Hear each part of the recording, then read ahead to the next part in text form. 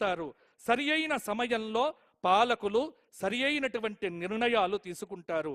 వ్యాపారపరంగా విదేశాల నుంచే బ్రహ్మాండమైనటువంటి కంపెనీలు, ఫ్యాక్టరీలు ఇవన్నీ కూడా తెచ్చే ప్రయత్నం చేస్తారు. వాణిజ్యాన్ని అభివృద్ధి పథంలో ఉంచుతూ ఆదాయాన్ని, దేశ సంపదనో రాష్ట్ర సంపదనో బయటికి పోకుండగా ఉన్నటువంటి దాన్ని చెక్కు చెదరకుండగా కాపాడుతూ అద్భుతమైనటువంటి పాలనను అందించే దిశగా కృషి చేస్తారు. కొన్ని ప్రాంతాల్లో దేశారిష్ట యోగాలు ఉగాది నుండి మే 18 వరకు శని రాహువుల యొక్క యుతి మీనరాశిలో.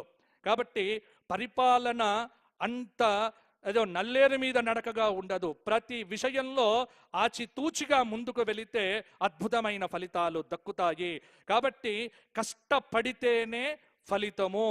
కష్టాన్ని నమ్ముకొని భగవత్ భావనతో భగవద్ ఆరాధన చేస్తే భగవద్ అనుగ్రహము చేత ఆ రామచంద్రమూర్తి కరుణా కటాక్షముల చేత ఒక్క సూత్రం చెబుతున్నాను. ఏంటంటే ఇది తెలంగాణ ప్రజలందరూ కూడా తెలుసుకోవాలి. ఏమిటి అంటే ఈ సంవత్సరం ఆదివారం వచ్చింది. ఆదివారం వచ్చింది కాబట్టి రాజవరయ్యారు, సూర్యుడయ్యాడు కదా. మరి సూర్యుడు బాగుండాలి, రాజు బాగుండాలి అంటే ఏం చెయ్యాలి అంటే స్త్రీతైల మధుమాంసాని ఏ త్యజంతి రవేర్దినే నవ్యాదిశోక దారిద్ర్యం సూర్యలోకంచ గచ్చతి. ఆదివారం నాడు తెలంగాణలో చుక్కా ముక్కా ముట్టుకోకపోతే బ్రహ్మాండంగా ఉండబోతోంది. కాబట్టి చుక్కలకు ముక్కలకు ఆదివారం దూరంగా ఉంటే అధికారులు కానీ నాయకులు కానీ ఎటువంటి ఇబ్బందులు ఉండవు. ఎందుకంటే ఆరోగ్యం బాగుంటుంది, రాష్ట్రం బాగుంటుంది, భగవంతుడు అనుగ్రహిస్తాడు. ఇది శాస్త్రము చెప్పింది సుమా, నేను చెప్పట్లేదు సుమా, ఇది శాస్త్రంలో చెప్పినటువంటి మాట. కాబట్టి ఏ త్యజంతే, రాజు చక్కగా పరిపాలన చెయ్యాలి అంటే ఆదివార నియమం పాలకులు పాటించాలి, ప్రజలు పాటించాలి. ఆదివారం నాడు మాంసాహారాన్ని విసర్జించి సూర్య నమస్కారములతో ఆదిత్య హృదయాది స్తోత్ర పారాయణములు చేసినటువంటి వ్యక్తి శక్తిమంతుడవుతాడు, చక్కటి అనుగ్రహాన్ని పొందుతాడు.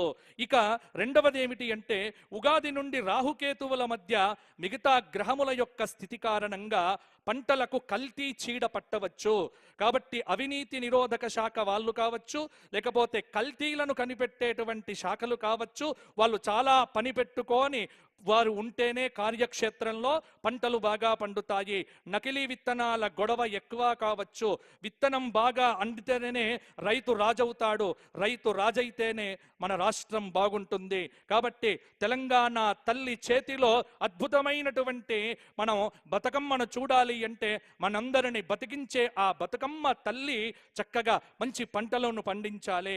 అలాగే 7 జూన్ నుంచి 28 జూలై వరకు కుజకేతువుల యొక్క యుతి, అక్కడే ఇక్కడ పంటలకు నష్టం కలగవచ్చు. అలాగే 27/7/2025 నుంచి ఆగస్టు 20/2025 వరకు గురు శుక్ర సమసప్తక స్థితి.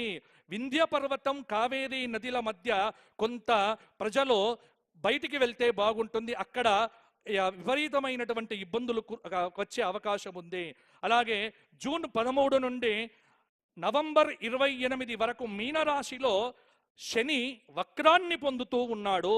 కాబట్టి వర్షం బాగా పడుతుంది కానీ పంటలు కాపాడుకోవాలి.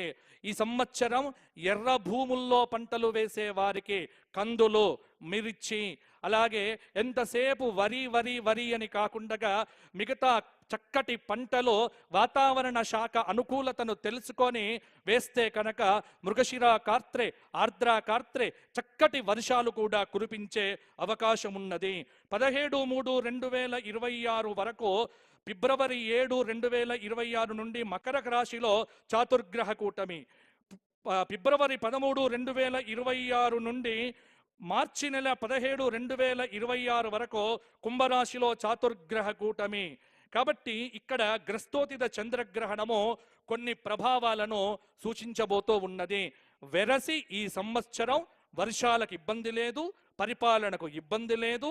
ఏమిటి అంటే ఎప్పుడు అలర్ట్గా ఉండటమో, బద్ధకాన్ని విడిచిపెట్టి పరిగెత్తుతూ పరిగెత్తుతూ పరిగెత్తుతూ ఉంటేనే అధికారుల దగ్గర నుంచి మంత్రుల వరకు, మంత్రుల నుంచి పరిపాలన స్వీకరించేటువంటి ప్రజల వరకు పరిగెత్తితేనే మనమందరం బాగుంటాము. రిలాక్సేషన్ మోడులోంచి బయటికి వచ్చి బద్ధకాన్ని విడిచిపెట్టి భగవద్ అనుగ్రహాన్ని పొందుతూ కనుక చేస్తే ఈ సంవత్సరం బ్రహ్మాండంగా ఉండబోతోంది. ఇక గ్రహణాల విషయానికి వస్తే సంపూర్ణ చంద్రగ్రహణము సెప్టెంబర్ 7వ తేదీ 2025 పూర్వ ప్రోష్ఠపద నక్షత్రంలో కేతుగ్రస్త సంపూర్ణ చంద్రగ్రహణము రాబోతోంది. ఈ గ్రహణం కూడా